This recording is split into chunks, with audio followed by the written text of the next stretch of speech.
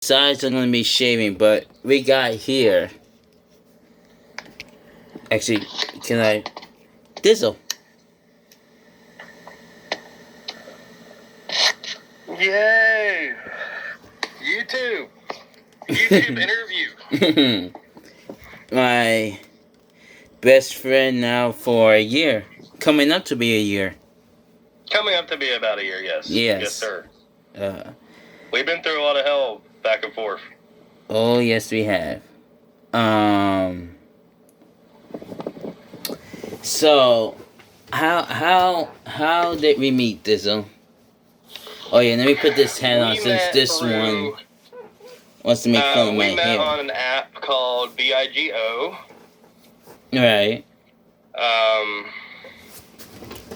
I do believe we met while you were in the Silverback family. I was in the LPE family. Yeah. And I think we met through an old mutual friend that we are no longer friends with. Yeah, I was trying to remember that. I was trying to remember that's that. What I'm thinking what happened. Yeah, that's what I think what happened. Because I think you came into a multi-room, and I was in there, and I was like, hey, another guy's here. Well, yeah. Plus, I'm also, 4 years now over there in BIGO. Yeah. 4 years. 4 years. I've been on there for a year, almost a year and a month. Yeah, and we know quite a few people. We have acquaintances we don't talk to no more that I known already for 2 years, going on 3. Then there's my bestie that it's 2 years already. Right. Then we got Sunflower that's going on, I think, a year. Or close to a year. Yeah, I've known Sunflower for a year. I think for me, I've known Sunflower since I think the second day I was on BIGO. Well, I met her. I met her the third day I met Athena. So. Yeah, see, that's what I'm thinking. It was like with me. I've met Nomi, or AKA Sunflower, on about that second or third day. Yeah. And then I started realizing, hey, they're at the same place. Yeah, it took me a while to realize that. A little bit to realize that. I was like, oh yeah, okay. Who, mine's or Dizzle's?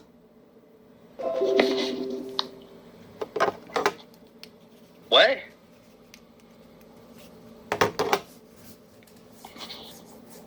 It might be because I'm outside and it's windy. But I'm just smoking a cigarette real quick and then I'm going back in. Man, talking about my service, know me? Freaking Pinocchio looking, no. Anyway, let me stop. Something about Pinocchio. Yeah, let me stop. Aww. Oh, because on here it's a delay. It's like a 2... Yeah, it's like a 2-second delay. Yeah. But Dizzle. Also, when you go to start streaming on here, I found out, you know how certain apps will overheat your phone? This is the only app that has successfully overheated my phone. Yeah, Miko. It will like run it really hot. And I also found out the 5-hour game day can be split up. It doesn't all have to be 5 hours at one time. So that's awesome.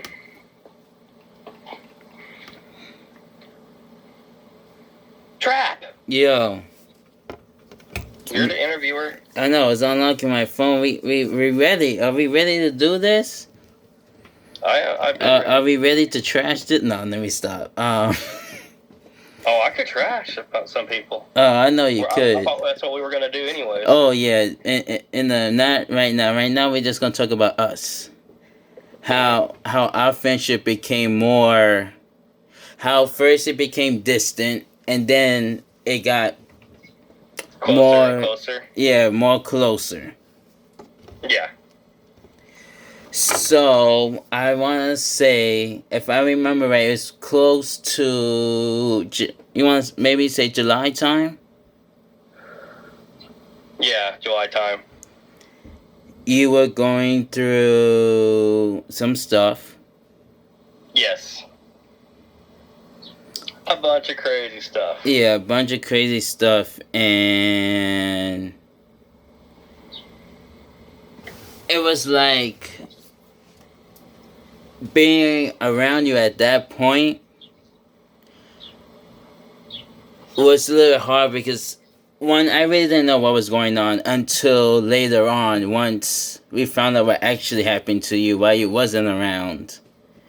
That everything kind of, all the pieces fell together. Yeah. You want to talk about what was going on? Yeah. Alright, so whenever you're ready. Okay. So once upon a time, last summer, I really so it began like back in March. I got like a really close friend that I was very when I became on the at BIGO. I was very antisocial, very distant. It was hard for me to open up. This person helped me open up a lot. Right. And we like instantly like connected, like boom, instantly connected. And I really liked her a lot. I know she liked me, but she wouldn't admit it. And then I was starting to work hauling watermelons out in the watermelon field all day long. And I am an ex-addict. I don't want that drug no more. I used to be addicted to meth. It was my scapegoat for a long time because I've been fighting depression for like 10 years. Right. From my first marriage, well, my only marriage. Well, we're divorced now. Yay! I'm not married to the devil anymore. But I really liked her. I was trying to get her to admit it, and I started doing the drug to help me survive through work, and also being a host on the other format, so I could keep up with everyone, which I was very successful. I still am successful to the point. But what happened was I went a little crazy out there. I was like out there. I was like out there. And I pretty much pushed her away to the point that she hates me. But I know it wasn't all just my factor. We used to have a mutual friend, which he's still best friends with. Pretty much, I guess. I don't know. Don't give a fuck. But I feel like she started listening to a bunch of negativity about me. And I'm not no saint. I'm not no angel. I know that a lot of it was my fault. But the factor is that person had the same kind of addiction. And they were acting like they could do no wrong and they were so good. And I'm like, how can you be such a hypocrite towards me? Right. And like we would get in like our little arguments. We wouldn't talk for a couple of weeks, and then we get back and start talking to each other again and stuff. And we were all fine, hunky dory. And then the next day, like she blocks me on everything. I don't know what the fuck. The only I can think of it's because we took it kind of a little to the next level or whatever. But I really liked her. I fell in love with her. But she hates me. She says I'm a fucking soul sucker. And I apparently caused her and so many people mental anguish. But the thing was, It was a big old. There was like this big old like set up trap thing. Right. Between people that were in cahoots, and we were like little pawn pieces in this little game. And the only reason I could think of that is they were actually jealous that a real friendship that could have been bigger, possibly could have been a lot bigger. I think so. But anyways, she helped me open up to be social. She helped me to help other people out to any extent that I can, and I do that still to this day. I play my guitar again because of her. She helped me open up so much. So the bad part was I lost a really good friend that I really loved and I really wanted to be with. But I gained so much out of it because, for one, I don't want to touch drugs ever again because I pushed her so far away. The drugs is what pushed her away. But the thing is, that person's also on drugs. So right. She's being hypocritical about it. So there's that part. Yeah, you know, you still got me and Sunflower, aka Know Me. Do what? I said, you know, you still got me and Sunflower. Oh, yeah. What? Yeah. I still got you guys. I got some of the newer ones from the fam. But pretty much kind of like hell and back with me. And I'm still here, heart still beating. I'm still kicking ass to the point. I just don't do it physically anymore.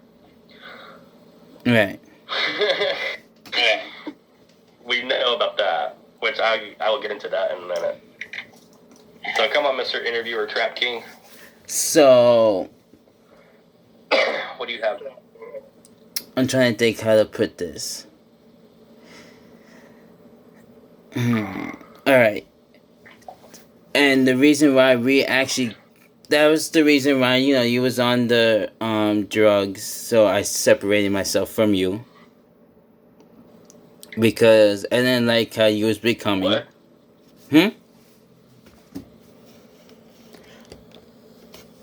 No, yeah.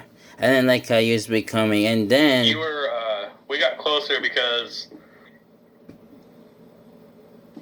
Yeah, we got closer because when you had came back from county, that was the mix of me. Yeah, when you came back, that was the mix of me kind of going down the road you went to, where it was depression, it was... I just didn't know what to believe, who really was there, and what was really meanings of a good friendship. Yeah, and see, that's what it was like with me, like, back in July, there for a while, until I went into county, and I was like, it was like that all the time in my mind. I was clicking, trying to think, it's like being in a labyrinth, trying to find your way out, like, who's really my friends, and, like, about 3 of you guys, maybe 4 of you guys stayed around. And when I came back, you guys were there. Which is very appreciative. And I came back for the better. Right. Like, a lot of people still judging me from the past. And there's an old saying I really like. Living in the past, there's no future in it. That also means judging people from the past. There's no future in that. It means both parties need to grow up, be wiser, and understand that people are not perfect. Right. But you shouldn't hold that over someone's head for the rest of their life, and that's the reason why you don't want to be their friends. A real friend would understand that. A real friend would try to help. Yeah, would try to help, and like I always tell you when we talk, and you know this, that you ever need that help, my phone's always open. You got my number. You could hit me up, call me. You need me, and in return, you say the same thing to me. Yeah. And yes, I did. Yes, I did. When you had came back, I was skeptical a little bit because I was like, well, okay, Dizzle's back, but what? How good is he back? Is he back where before July Dizzle, Right. or is it he's back but now he's gonna fall into July Dizzle? And for the last what? He came back December, I get right? December. Yeah. So I came back at the beginning of December. Yeah, the last 5 months, you didn't go back into the July Dizzle. You were the Dizzle before July mess. Yeah. Yeah, I was a Dizzle before the July fallout. Right, before the July fallout. That way. Because I realized I was such on the teeter-totter brink of I could either fucking go this way, and I would hardly probably have any real memory of any of you guys, and I'd be fucked off for the rest of my life permanently, Right. or I could go back this way and get my act back together, straighten up, man up, and prove that everyone was wrong about from the last moment that they know who I was, that's not who I really am. Right. And that's what my intention has been for a long time. Still is. It's proving them wrong. Exactly, and I mean you did prove me wrong. You guys know. Yeah, you proved me wrong because I was like, you know what? Like an example here, you went through a rough patch when you lost somebody, and I was like, this might give him the breaking point where he might go back to the drugs, and you made it past it. Like everybody, even your family, was surprised that you wasn't the one that had a whole big breakdown. Yes. Oh my gosh, my family. Oh, I mean, they're shitty about it. But I like how they automatically assume oh, I'm gonna go back on drugs, be bad hardcore, and I'm like, no. No, because, you guys all pretty much know, the person that I lost was my mom. And that was a big chunk of my heart got taken away. But, I learned to cope with it. There's days I still think about her every once in a while. But I don't ever turn towards oh, hey, I should go and get me an 8-ball or something. And right. If I can go wig out on everybody, I'm not doing that ever again. Also, I made that promise the last time I did see my mom is the day that she passed away after I left. I made a promise to her that I would never touch the stuff again. Right. And during that your whole crazy punch, wasn't that also the time where, I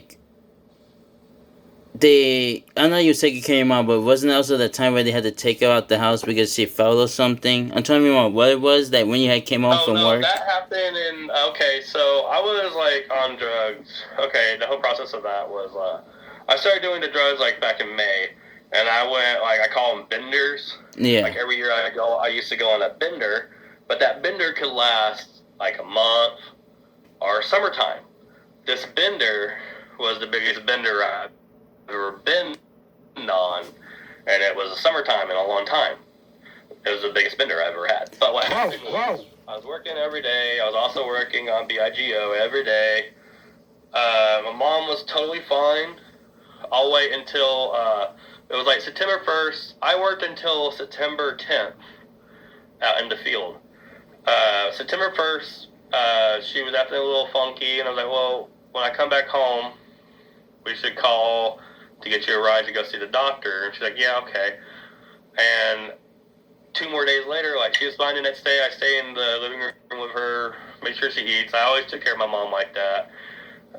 Made sure she ate right, made sure she took her medicine. And, okay, so on September 3rd, I remember it. It was September 3rd. I came home from work. I found her outside on the ground in the backyard. Like at first she said my name, but then she was coherent at first, and then she was very incoherent, and then she did this whole like eye face twitch thing. Yeah, the eye twitch. Yeah. So I called the hospital. I didn't call the hospital. I called the ambulance. They came, got her, and they medi-flighted her from our little town in our front yard on a helicopter to, I didn't know where they were taking her to, but they were taking her to a better facility. And at that point, I was still kind of strung out. I was coming down around my birthday time, which is September 17th. I was coming down, and I was like 2 days later, I was talking to everyone on BIGO, and I'm like, I'm going to go walk down to the store, and then the next thing I know, I got arrested. So that's the very last time I saw my mom until I said goodbye to my mom was September 3rd. Right, because I remember the last time I saw you was when that had happened, where they took your mother, and you had went to the guy. I was in the guy's live on Dino, and you was explaining what happened. Yeah. So then you went to count. The guy, I don't ever even see him around gnarly anymore. He was on this morning. So then you went to county for 90 days, I think it was? I went to county for a misdemeanor assault and battery. I literally, this happened like 2 years ago, 3 years now almost. I literally punched a guy one time, choke slammed him on the ground to the concrete, and I guess he told the cops and all that shit. You know how that works. Yeah, too well. It was so serious, like, I did not know why I didn't get arrested that day. But it was over a girl that was not even really worth it, you know. And I realized it right after it happened. I'm like, yeah, she's not even worth it. She's like probably gonna like go back with him because it was her ex-boyfriend. Oh shit. He was like a little, like 24-year-old punk kid. And, not all 24-year-olds are punks, but I mean, he was out like he was like all thuggish and gangster and all this other stuff. And I put like pretty much just kind of like, you know, checked him. Yeah. And, that's what happened. So I was in jail. I was in county. I remember this. I was in county for 67 of the longest days of my life for the past year. It was not cool. No. There was like no fighting. Like everyone that was there, I mean, there was a mixture of everybody. Like you had like rolling 60 gangsters. You had Orange Crushes, you had freaking Pisces, you had Savages, you had the Indian Brotherhood, you had the Iranian United Arab Brotherhood, UABs, you had Irish Mob, you had regular mob, you had skinheads, you had Nazi people, whatever. The whole 9 yards. And the thing was, there was like no fighting. Everyone wanted the same thing that I was wanting. Everyone just wanted to fucking go home. Yeah, that's the thing about county is, I'm not gonna say all counties, but there is some counties. Just wants to go home. Yeah, people just want to go home, and they know if they act up or anything, well, it's the consequence that's gonna come out of it. Longer time. If they act up or anything, you're gonna be there longer. You're gonna be there longer, and you'll get another charge. Exactly. So then you came home in December. What? Yeah, now I have this question for you. What did you think about the stunt I pulled where I acted like you on Dino? Where you acted like you was me? Yeah, where I stole. Yeah, where I stole. Basically when I stole your name. Me personally, I thought it was funny. Me personally, I thought it was funny. I thought it was funny. I thought it was hilarious because I was like, man, you like totally ghosted everyone thinking that it was real Dizzle. And the funny part out of this story, I can tell you right off the bat it wasn't real Dizzle. Yeah. And off the back, But no, this I thought was it was funny. I thought that was actually kind of funny. Yeah, this was, and the funny part was this was a week right before you got out. So a week later, you come out of county. After I pulled that stunt. It was a week right before I got out, I think. Yeah, it was the week right before you got out of county. I will admit. Rabble. He's frozen. He's frozen. There we go. There we go again. There we go. Yeah, you were frozen there bad. I know, my face is like, I can see it here, it's like frozen as I look into the camera on the side here. It's frozen again. Yeah, but you can still hear me. Right? You're still frozen. You can still hear me though? There's like a little box on your forehead. Now there's a little star. Oh my god. Now there's like a dinosaur day. Now there's another little box. Now there's a star. Hold on. There we go. What is going on? Sunflower, you seen this? Can you hear me? You're still frozen. I can hear you, you're still frozen. Okay, as long as you can hear me, that's all that matters. At this point. Oh, okay. Well, okay, you're kind of moving a little bit now. Yeah. Now it's back to, like, Neverland terms. Yeah, it's freaking Neverland. Now, my opinion is when I first saw you, I was like, holy fuck, this guy changed. You come out with the mustache, the little beard, your hair was long as hell. Oh, yeah, I had the shaggy hair. You had the shaggy hair. I want my hair back like that, too. And then from there, we just reconnected and vibed. And then all the stuff that I've been going through these last couple of months, you've been there. Giving your opinions. And it was a lot of the shit I felt like I was going through was you and Nick. Yeah, like, a lot of stuff that I had went through, you were starting to go through it, and I was trying to give you advice of, like, don't do this. Yeah, don't do that. Yeah. You'll regret it. Right. And then,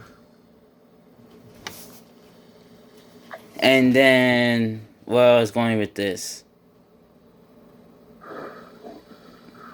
Alright, Nick. Yo, Nick. What about it? What do you want? What do we want to talk about, Nick? No, I lost my train of thought for a minute. Right, because I knew what you went through, and it was like, at that point, I felt like you was the only person that understood it, because you went through it. Yeah. And you gave me your advice. You was like, you gotta snap out of this, change everything you're doing around. Yeah, I told you not to pull the Dizzle, too. Yeah, not to pull the Dizzle, basically. Yeah, don't pull the Dizzle. And what that pretty much means is don't push the person you really care about away. Farthest away from you. Yeah. Because that's what I did. I think up to a point I probably did, and that person... But you were able to bring it back. Yeah, I was able to bring it back, though. And yeah, you didn't go over the edge. I didn't go over the edge. Over the edge of no return. It's not good. Still to this day, Nick hates me. She thinks I'm a soul sucker and all this other shit. I cause her mental anguish and all this other shit. And I'm like, how did I cause you mental anguish when you were causing me mental anguish at the same time? We cause each other mental anguish. Right. Yeah. Oh, and but we won't talk about that part on here because this is going to be an interview part. But we know what else she did. Yeah. The next point she took it to, and I'm like, that's so stupid. That point is stupid because it's like, why? It's like, why even go there?